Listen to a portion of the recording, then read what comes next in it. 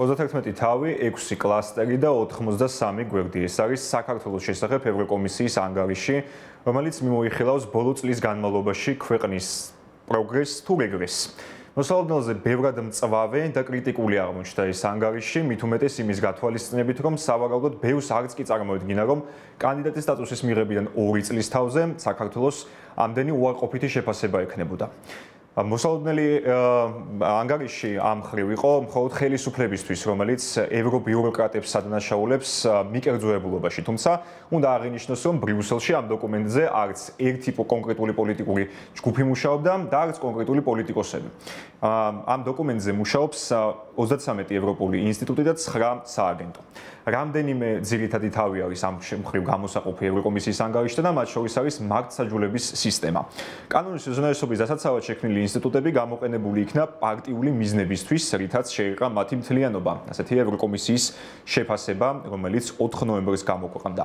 აქ საუბარი არის როგორც სასამართლო სისტემის დამოუკიდებლობის საკითხთან დაკავშირებით, ისევე კონკრეტული უწყებების საკითხზე, რომლებიც წესით უნდა მუშაობდნენ აპარტიულად, აპოლიტიკურად და მიუკერძოებლად. თუმცა ამ ნაწილში საუბარი არის ანტიკორუფციულ ბიუროზე, რომელმაც რამდენიმე თვის წინ პირველად მიმართა არასამთავრობო ორგანიზაციებს მოთხოვნით, რომ მათ გაემჟღავნებინათ და გაეცათ კონკრეტული ინფორმაცია, მათ შორის კონფიდენციალური მონაცემები მათი მომხმარებლების შესახებ. ოპოზიციის წამყვანი ფიგურების დაპატიმრებაც არის ნახსენები ევროკომისიის ვრცელ ანგარიში და მათ მიმართ გამოყენებული სასჯელის ზომები და ფორმები. ასევე კონკრეტული პოლიტიკური პარტიების აკრძალვის ინიციატივაც მოხდა ევროკომისიის ანგარიში და ეს მიჩნეულია როგორც მნიშვნელოვან რეგრესად კანდიდატ სახელმწიფოებს შორის. საკანონმდებლო ცვლილებების ნაწილში საუბარია, რომ სერიოზული ცვლილებები, რაც დაინიცია ქართულმა ოცნებამ და წინააღმდეგობის გარეშე მიიღო ბოლო თვეების განმავლობაში, მნიშვნელოვნად შეარყია სასამართლო სისტემის დამოუკიდებლობა და მთლიანობა, რამაც გაამწვავა სასამართლო ხელისუფლების ხელში ჩაგდების რისკები, ასე აფასებენ მიმდინარე პროცესებს თბილისში, ბრიუსელიდან. საქართველოში მიღებულ და უკვე აღსრულებულ კანონებზეც არის საუბარი ევროკომისიის ანგარიში და ნათქვამია, რომ ისინი ძირითადად მიმართულია სამოქალაქო სექტორის, მედიის და იმ პირების მიმართ, რომლებიც კრიტიკულად არიან განწყობილნი მოქმედი ხელისუფლების, ანუ ქართული ოცნების მიმართ. რეკომენდაციების საკითხში ფუნდამენტური პრინციპების სერიოზული უკუსვლა დაფიქსირდა კანდიდატის სტატუსის შესახებ კომისიის რეკომენდაციაში მოცემულ 9 საფეხურთან დაკავშირებით, რაც როგორც ბრიუსელში განმარტავენ, ქვეყანას კიდევ უფრო აშორებს ევროკავშირის გზას. ბრიუსელში ასევე განმარტავენ, რომ ხელისუფლებას ბოლო წლის განმავლობაში მას შემდეგ, რაც ჩატარდა საპარლამენტო არჩევნები გასული წლის 26 ოქტომბერს, ქმედითი ნაბიჯები გამოსასწორებლად არ გადაუდგამს. ასევე კორუფციასთან ბრძოლის ნაწილში იმ ფონზე, როდესაც ხელისუფლება აცხადებს, რომ მმართველი პარტიის პრინციპული არჩევანი არის კორუფციასთან შეუპოვარი ბრძოლა, ასე არ ფიქრობენ ევროკომისიაში, რომლის ანგარიშიც ნათქვამია, რომ საანგარიშო პერიოდში კონკრეტული წინსვლა არ იქნა მიღწეული. ანგარიშის თანახმად ხელისუფლებამ კვლავ არ შეასრულა ვენეციის კომისიის რეკომენდაციები, რაც დაკავშირებული იყო ანტიკორუფციული ბიუროს საქმიანობასთან, კერძოდ ამ უწყობის პოლიტიკური ნეიტრალობისა და დამოუკიდებლობის უზრუნველყოფასთან დაკავშირებით. ასევე დაგმობილია ის საკითხი, რომ მაგალითად სამოქალაქო საზოგადოება ვეღარ მონაწილეობს გადაწყვეტილებების მიღების პროცესში, მას შემდეგაც ქართულმა ოცნებამ მიიღო შესაბამისი კანონები, რაც ბრიუსელში შეფასებული არის რეპრესიულად და შემზღუდავად. ევროკომისიის ანგარიში რთული იყო პოზიტიური სიგნალების და პოზიტიური განცხადების მოსმენა, თუმცა უნდა აღინიშნოს, რომ საქართველოს პროგრესი აქვს მიღწეული ეკონომიკის მიმართულებით, ეკონომიკური ზრდა შეინიშნება, როგორც ამას განმარტავენ ბრიუსელში და ასევე ორგანიზებულ ჯგუფურ დანაშაულთან ბრძოლაში. ამ მხრივ საქართველოს ასევე წინსვლა აქვს სხვა კანდიდატ სახელმწიფოებთან პარტნიორობის თვალსაზრისით, აქ აღნიშნული არის საქართველო-თურქეთის სტრატეგიული პარტნიორობის საკითხი და საქართველო-მოლდოვის, როგორც ევროკომისიის ანგარიში ვკითხულობთ, ტრადიციულად მეგობრული დამოკიდებულება. რაც შეეხება მოლოდინებს და ექსპერტების შეფასებებს ევროკომისიის ანგარიშთან დაკავშირებით, ეროვნული ჯორჯია დაინტერესდა, როგორი არის პერსპექტივა ბრიუსელიდან და თბილისიდან. და ჩაწერა ამ დარგის ექსპერტები.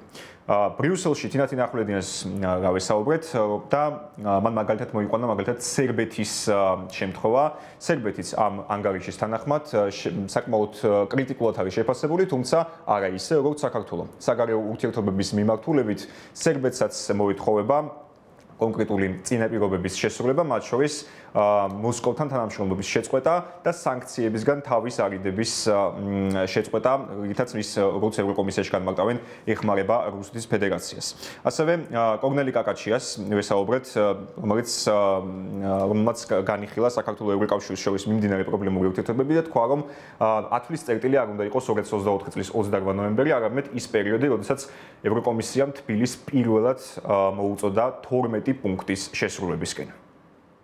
სერბეთის მთავრობა მიუხედავად იმისა, ისინი რა საშინაო პოლიტიკას ატარებენ, ყოველთვის მზად არიან ბრიუსელში ჩამოვიდნენ, ესაუბრონ ევროკომისიას, ესაუბრონ ევროკავშირის წარმომადგენლებს საკმაოდ კონსტრუქციულ რეჟიმში და რა თქმა უნდა, ყოველთვის დაპირდნენ, რომ ისინი შეასრულებენ საშინაო დავალებას.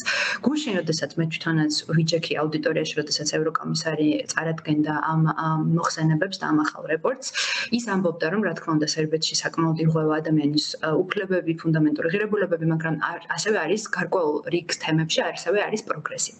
რაღაც საკანონმდებლო დონეზე მან აღნიშნა და შეგვიძლია მოხსენებაშიც ვნახოთ და რაც მთავარია, სერბეთი არის მთავრობა, დღეს ისევ არის დიალოგის რეჟიმში ბრიუსელთან და ისინი ცდილობენ მაინც ხშირ შემთხვევაში თავი მოაჩვენონ, რომ რეფორმები კეთდება და რაღაცა ნაბიჯები ამ მიმართულებით ითქმება.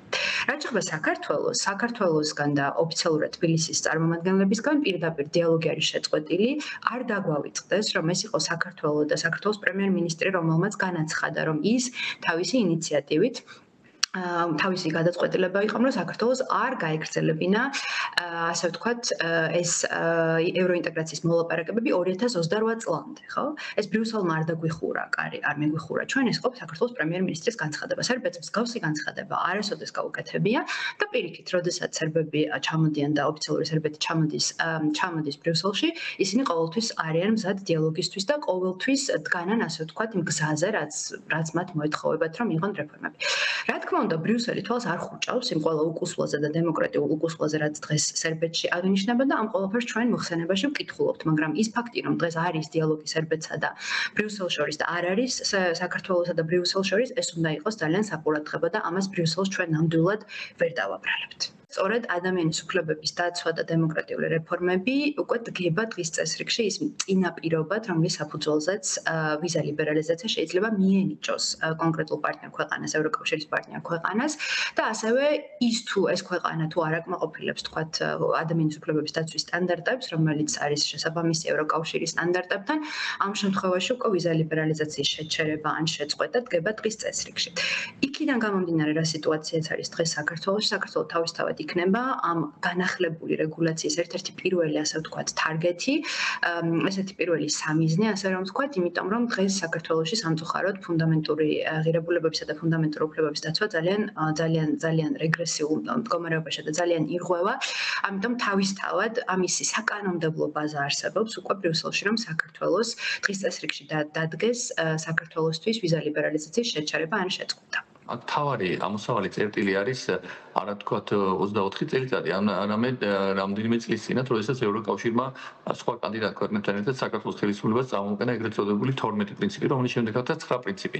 და აი ამ მომენტიდან გამომდინარე, უკვე ესე იგი ადამიანი, რომელიც დგას ხელისუფლების უკან, მან ჩათვალა რომ რეალურად ის პუნქტები, რომელთაც შორის ერთ-ერთი მნიშვნელოვანი არის დეოლიგარქიზაცია, საფრთხეს უქმნის მისი განუსაზღვრელი ვადით, ასე ვთქვათ, ხელისუფლებაში ყოფნას და ბუნებრივია, რომ დანარჩენი პუნქტებით, მათ შორის კანონის უზენაესობა და ადამიანის უფლებები და სხვა ფუნდამენტალური უფლებები ითვალისწინებს იმას, რომ ქვეყანა უნდა დაიწყოს დემოკრატიული განვითარება და დასწავლია დაიწყოს რეფორმები ამ მიმართულებით და ეს ხელს უშლის ქართულ ოცნებას ხელისუფლების, ასე ვთქვათ, ხელისუფლებაში ყოფნას.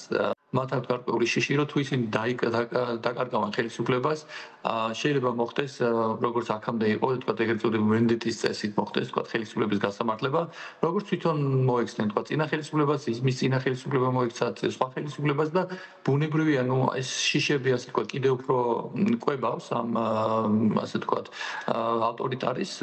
რა თქმა უნდა, სომხეთის სურვილი გასაგებია, თუმცა საქართველოს გარეშე სომხეთის საკითხი და მისი ევროპეიზაციის საკითხი ვერ წაიწერს წინ, იმიტომ რომ გეოპოლიტიკა და გეოგრაფია ბევრ რაღაცას კარნახობს და თუმცა ფაქტია ის, რომ ევროკავშირი დღეს მიესალმება სომხეთის ხელისუფლების თქვა დაახლოებას ევროკავშირთან და არ არის გამორიცხული თუ სომხეთის ხელისუფლება განსაკუთრებით ამ კუთხით მნიშვნელოვანია მომავალი წლის არჩევნები, თუ იქ ხელისუფლება თქვა არ შეიცვალა, დიდი შანსია რომ ის ცოტა ხანში დაეწიოს კიდე საქართველოს, რამდენიმე კომპონენტით ვარცხო ჩვენ წინ, ერთი ვიზა ლიბერალიზაცია, ასევე კანდიდატის სტატუსი და ასევე არსებობს რისკი, რომ თქვა აღმოჩნდეთ უკვე გაფართოების არა იმ ტალღაში, რომელსაც ჩვენ გვინდოდა თქვა უკრაინასთან და მოლდოვასთან ერთად, რომელიც ეხლა გაჩნდა. არამედ გადავიწიოთ შემდეგ ასე ვთქვათ გაურკვეველ პერიოდში, როდესაც საუბარი იქნება თურქეთზე ან სომხეთთან თქვა ერთად ამ პალატაში მოქცევაზე, რომელიც ასე ვთქვათ ძალიან რთული იქნება გამომდინარე იქიდან, რომ